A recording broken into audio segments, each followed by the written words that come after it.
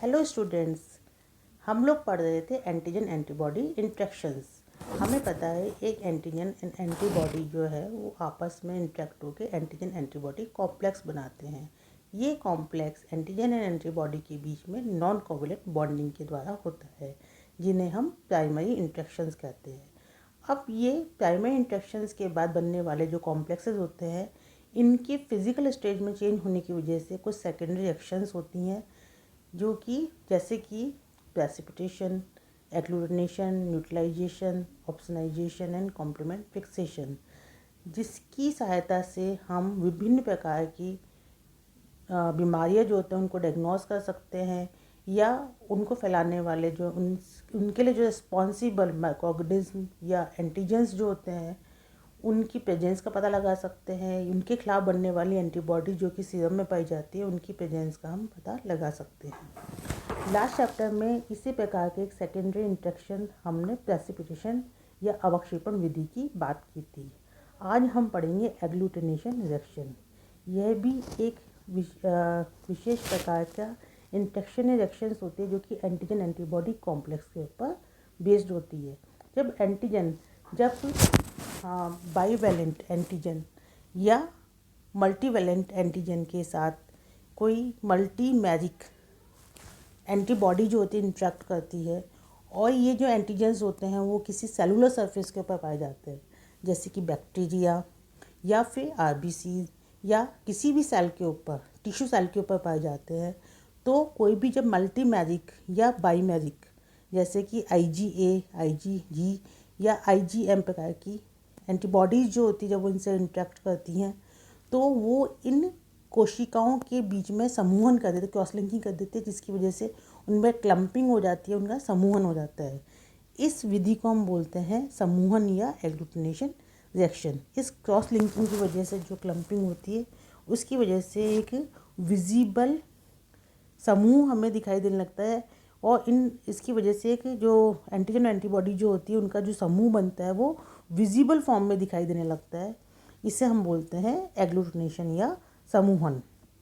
बहुत सारे जो एग्लूटिनेशन जो होते हैं उसके बहुत सारे मेथड होते हैं, जिससे कि इम्यूनोलॉजी में उन्हें एज ए डायग्नोस्टिक टूल काम में लिया जाता है, जैसे कि latex agglutination, flocculation test, that bacterial agglutination and haemagglutination. इसमें होता क्या है कि जैसे लेटेक्स एग्लूटिनेशन है, लेटेक्स एग्लूटिनेशन के अंदर बहुत सारे लेटेक्स बीड्स होते हैं, जिनके चारों तरफ जो होते हैं वो एंटीबॉडीज़ जो होती हैं वो लगा दी जाती हैं। अब ये एंटीबॉडी जो है वो मल्टीबैरिक एंटीबॉडीज़ का काम करती है ना, बहुत सारी एंटीबॉडी जो के ऊपर।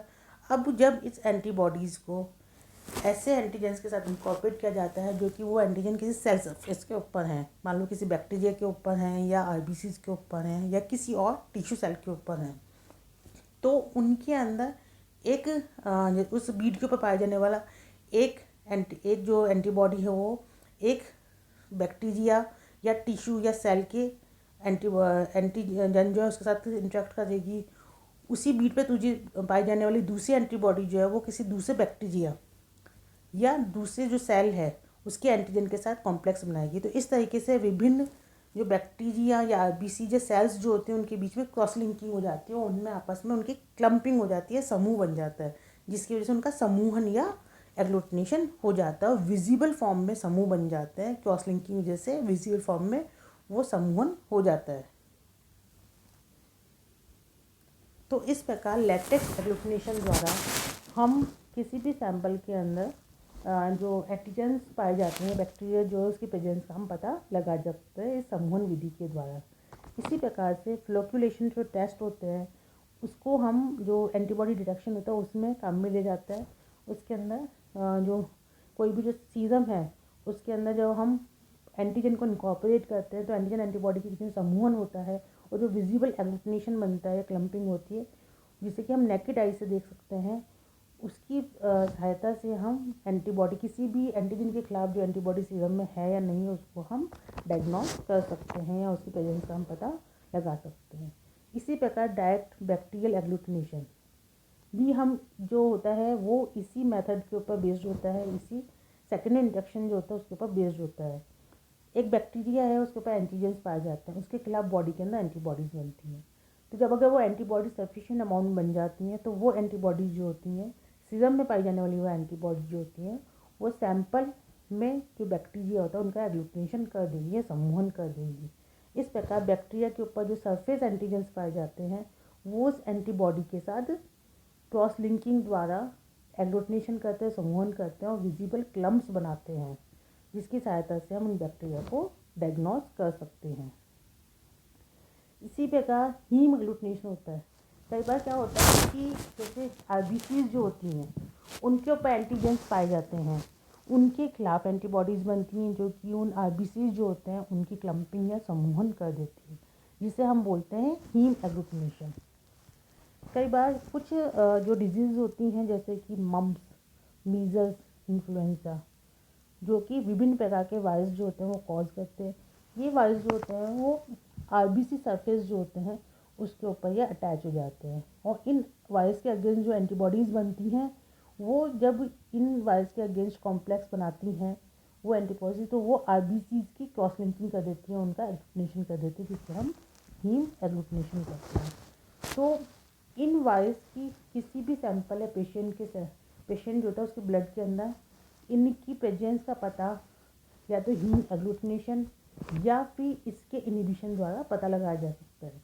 कई बार क्या होता है कि जैसे कि हम सैंपल ले लेते हैं, सैंपल के अंदर जैसे हमने मान लो कि उसके जो आरबीसी जो उनके ऊपर ये वायरसेस है, अब जब हम उसके अंदर एंटीबॉडीज़ का इनकॉर्पोरेट करते हैं तो ये जो वायरस होते हैं वो आरबीसी से अटैच ना होके एंटीबॉडी के साथ अटैच हो जाते हैं। एंटीबॉडी से अटैच हो गए तो इसका मतलब उसके अंदर हीम एग्लूटिनेशन नहीं हो रहा, ब्लड का जो है वो समूहन नहीं हो सकता, तो उसका इनहिबिशन हो गया। तो उसके इनहिबिशन को भी हम as a diagnostic tool in जो वायरसेस है उनके प्रेजेंस में पता लगा सकते हैं कि मम्स, मीजल या इन्फ्लुएंजा तरह के जो वायरसेस हैं उनको हम हीम सैंपल के अंदर जो आरबीसी के एग्लूटिनेशन को रोक कर उनको इनहिबिट करके भी उसे हम डायग्नोस कर सकते हैं कि इनकी प्रेजेंस है या नहीं है। एग्लूटिनेशन विधि जो है उसके बहुत सारे एप्लीकेशन, जिसके ऊपर बहुत सारे सीरोलॉजिकल टेस्ट जो है वो बेस्ड है। जैसा कि फर्स्ट है टाइफाइड जो होता है उसको एक बैक्टीरिया साल्मोनेला टाइफी, तो उसका प्रेजेंस का जो पता लगाया जाता है इसमें वाइडल टेस्ट का उसको हम वाइडल टेस्ट कहते हैं। ये जो वाइडल टेस्ट होता है वो समूहन विधि के ऊपर ही बेस्ड होता है। इसी प्रकार ब्लड ग्रुपिंग, हमें पता है कि जो ह्यूमन बींग्स होते हैं उसमें 4 तरह के ब्लड ग्रुप पाए जाते हैं।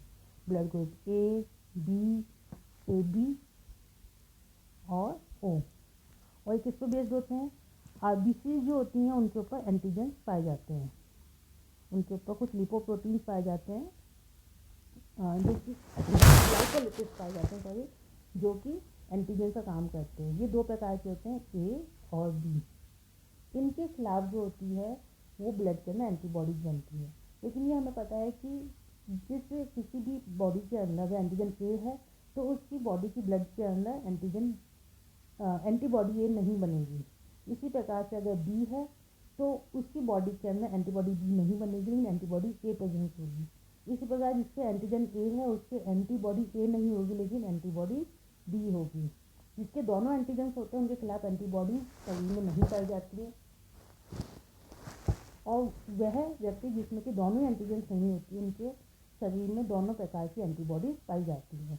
तो इस प्रकार हम इनके आपस में जैसे कि पता लगा के इनके जो अगेंस्ट कोई भी हम ब्लड किसी भी इंडिविजुअल का ब्लड ले लेते हैं उसमें विभिन्न प्रकार के एंटीबॉडी ए, बी मिला के हम पता लगा सकते हैं कि इसके ब्लड के अंदर कौन से एंटीजेंस पाए जाते हैं। अगर एग्लूटिनेशन होता है, जो ब्लड लिया है हमने उसमें हमने एंटीसीरा ए मिलाया और एग्लूटिनेशन हो रहा है तो इसका मतलब उसमें एंटीजन ए है। अगर बी एंटीसीरा मिलाते हैं तब भी एग्लूटिनेशन होता है तो इसका मतलब उसका ब्लड ग्रुप, उसमें ब्लड के अंदर बी एंटीजन भी है तो उसका ब्लड ग्रुप AB होगा। अगर सिर्फ ए में एग्लूटिनेशन होता है बी में नहीं होता है तो उसका ब्लड ग्रुप ए है। अगर केवल बी में होता है तो उसका ब्लड ग्रुप बी है। अगर दोनों में ही एग्लूटिनेशन नहीं होता है, दोनों एंटीसीरा ए और एंटीसीरा बी मिलाने से दोनों से ही एग्लूटिनेशन में समूहन नहीं होता तो उसमें दोनों ही प्रकार के एंटीजन नहीं पाई जाती है और उसका ब्लड ग्रुप O है। इस प्रकार हम ब्लड ग्रुप ही पता लगा सकते हो। ये ब्लड ग्रुप जो होते हैं, इसका जो डायग्नोस्टिक मेथड होता है वो समूह पे ही बेस्ड होता है। प्रेगनेंसी टेस्ट, वुमेंस के अंदर जो एक प्रेगनेंसी किट आती है, उसमें जब अर्ली जो यूरिन सैंपल लेके जब टेस्ट किया जाता है, तो वो जो सैंपल का जो पॉजिटिविटी और नेगेटिविटी होती है, वो भी उस एग्लूटिनेशन मेथड पे ही बेस्ड होती है। वो जो किट होता है उसके अंदर ह्यूमन कोरियोगोनाडोट्रोपिक हार्मोन्स जो होते हैं वो इनकॉर्पोरेटेड होते हैं। मतलब उसके अगेंस्ट जो एंटीबॉडीज़ जो होती हैं वो उसके अंदर इनकॉर्पोरेटेड होती हैं उस किट के अंदर। और जब यूरिन सैंपल लिया जाता है, अगर उस सैंपल के अंदर ये हार्मोन पाया जाता है तो वो एंटीबॉडी का कॉम्प्लेक्स बनाएगा और इसकी पॉजिटिव टेस्ट देगा। इसका मतलब यूरिन के अंदर ये हार्मोन है तो वो वुमेन या लेडी जो है वो प्रेग्नेंट है। अगर नेगेटिव टेस्ट आता है तो उसके यूरिन के अंदर ये हार्मोन नहीं है और वो वुमेन या लेडी जिसका जो सैंपल है, यूरिन सैंपल है, वो लेडी प्रेग्नेंट नहीं है। तो इस प्रकार जो प्रेगनेंसी टेस्ट होता है वो भी एग्लूटिनेशन जो एंटीजन एंटीबॉडी इंटरेक्शन होते हैं उसके ऊपर बेस्ड होता है। इसी प्रकार से एक होता है कुम्भ टेस्ट या anti globulin test. Basically test क्या है, ऑटो इम्यून डिजीज को नोट करने के लिए।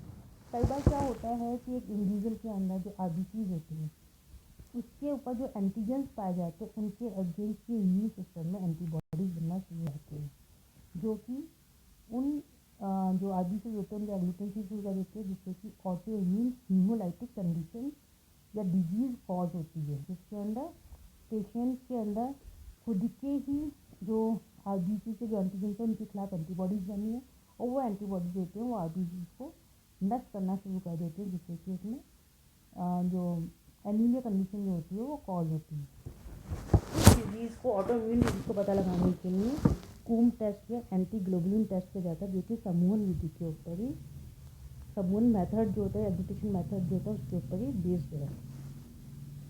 ये जो टेस्ट होता है वो दो प्रकार का है, डायरेक्ट और इनडायरेक्ट टेस्ट। डायरेक्ट टेस्ट जो होता है उसके अंदर सबसे पहले क्या होता है कि अब बेसिकली क्या होता है कि जो एक आरबीसीज होते हैं, जो पेशेंट है जिसके अंदर की ऑटो इम्यून डिजीज हो चुकी है, उस पेशेंट जो होता है उसके चारों तरफ आरबीसी के चारों तरफ कुछ जो कॉम्प्लीमेंट जो प्रोटीन्स पाए जाते हैं जो उसके इनकॉर्पोरेट आरबी सरफेस के ऊपर है, उनके अगेंस्ट बॉडी के अंदर एंटीबॉडीज बनना शुरू हो जाती हैं। तो पहला जो डायरेक्ट टेस्ट होता है उसके अंदर इन कॉम्प्लीमेंट फैक्टर्स या जो एंटीबॉडीज़ होती है उनकी प्रेजेंस का पता लगाया जाता है, डायरेक्टली पता लगाया जाता है कि वो प्रेजेंट है या नहीं है। इसके लिए जो ब्लड टेस्ट होता है उसमें पेशेंट का जो ब्लड सैंपल जो होता है वो ले लिया जाता है, जिसमें कि ये हीमोलाइटिक एनीमिया पाया जाता है।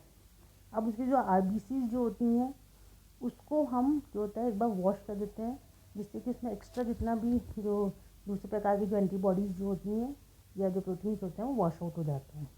अभी जो आरबीसीज होती हैं इसके अंदर जो एंटीबॉडीज़ जो इनके ऊपर पाई जो इनकॉर्पोरेट हो चुकी हैं या इसके ऊपर जो पाई जाती हैं वो उसके अगेंस्ट सेकेंडरी एंटीबॉडी लेबोरेटरी में तैयार की जाती है और वो सैंपल के अंदर डाली जाती हैं, जिसकी वजह से ये सेकेंडरी एंटीबॉडी जो होती हैं वो प्राइमरी एंटीबॉडीज जो होती हैं उनसे अटैच होंगी और क्रॉस लिंकिंग करके जो आरबीसी जो होते हैं उनके बीच में एग्लूटिनेशन करती हैं।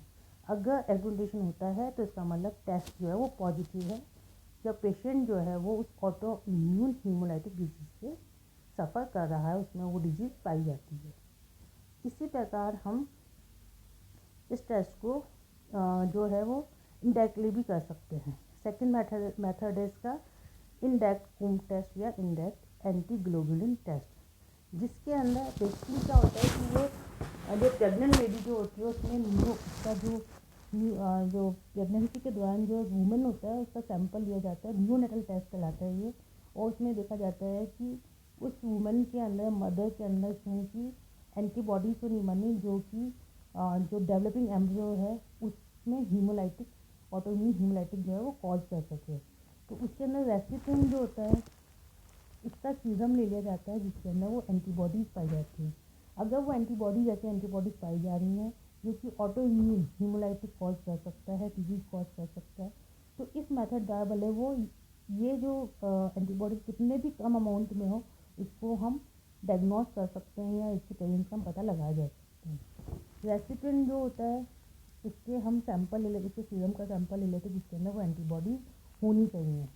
अब हम इसको सीरम को जो डोनर के ब्लड से डालते हैं, डोनर के ब्लड में डालते हैं जिसके अंदर हमको ब्लड डालना है। जैसे मान लो बेबी है तो बेबी का जो ब्लड है वो हमने ले लिया, हमने डेवलपिंग एम्ब्रियो का ब्लड ले लिया और उसमें रेसिपिएंट में हमने मदर का ब्लड ले लिया। जब अब उसके अंदर डालेंगे इसको और फिर उसके बाद इसके अंदर हम सेकेंडरी एंटीबॉडीज हम डालते हैं। अगर उसके अंदर ये एंटीबॉडीज कम अमाउंट में भी हैं तो वो बेबी का जो आरबीसी है उसके साथ ये कॉम्प्लेक्स बनाएंगे, एंटीजन एंटीबॉडी इंटरेक्शन होगा, लेकिन बहुत कम अमाउंट में होने की वजह से उनके बीच में भी क्लम्पिंग नहीं होगी।